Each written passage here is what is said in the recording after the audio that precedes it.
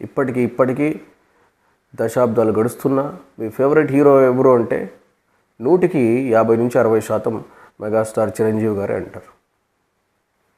చిరంజీవి గారు అప్పట్లో చేసుకునే సినిమాలు కూడా ఎలాగుండేవంటే యూత్ చెడిపోయేలా ఉండేది కాదు. చేసుకునే సినిమాలు యూత్కి ఇన్స్పిరేషన్ అయ్యేది. ఆయన ఏది చేసినా సరే యూత్ని ఇన్స్పైర్ చేసేది. నేను చిరంజీవిలాగా యాక్టర్ని అవ్వాలి అని ఇన్స్పైర్ చేసేలాంటి చూసి స్టోరీస్ని ఎంచుకొని ఆయన సినిమాలు చేసేవాడు. ఎక్కడ యూత్ని తప్పుదారి పట్టించేలాంటి సినిమాలు చేసేవాడు కాదు. ఇంకొక పవర్ఫుల్ పాయింట్ ఏంటంటే అస్సలు ఏఎన్ఆర్ గారి టైంలో అసలు డ్యాన్స్కి స్కోప్ లేదు, డ్యాన్స్ అనేదే లేదు. తెలుగు ఫిలిం ఇండస్ట్రీకి డ్యాన్స్ అనేది ఫస్ట్ ఇంట్రడ్యూస్ చేసింది మెగాస్టార్ చిరంజీవి గారు మాత్రమే.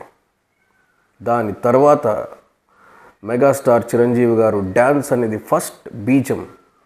డ్యాన్స్ సినిమాలో డ్యాన్స్ కూడా ఒక రేంజ్ ఉంటుందా, ఈ స్టేజ్కి వెళ్తుందా, సో డ్యాన్స్ని ఒక స్టేజ్కి తీసుకుని వచ్చి ఇప్పుడు డ్యాన్స్ లేనిదే మూవీ లేదు అన్న స్టేజ్కి చిరంజీవి గారు తీసుకొని వచ్చారు.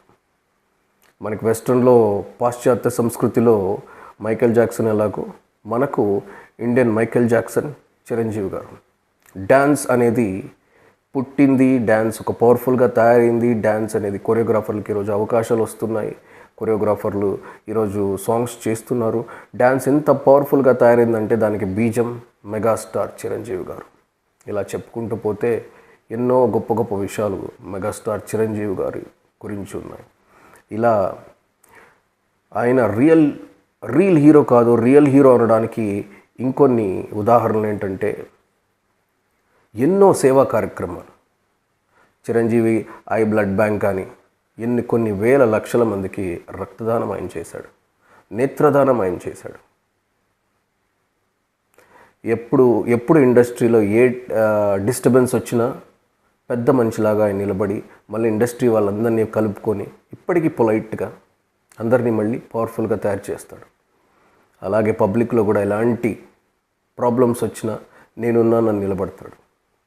సో మెగాస్టార్ చిరంజీవి గారి గురించి ఎంత చెప్పినా టైం సరిపోదు. Because he's not a real hero, he's a real hero. అతను రియల్ హీరో కాదు, ఈజ్ అ రియల్ హీరో. మాలాంటి వాళ్ళకి, ముందు జనరేషన్కి, ఇప్పుడు జనరేషన్కి, వచ్చే జనరేషన్కి ఒక్క హీరో మెగాస్టార్ చిరంజీవి గారు.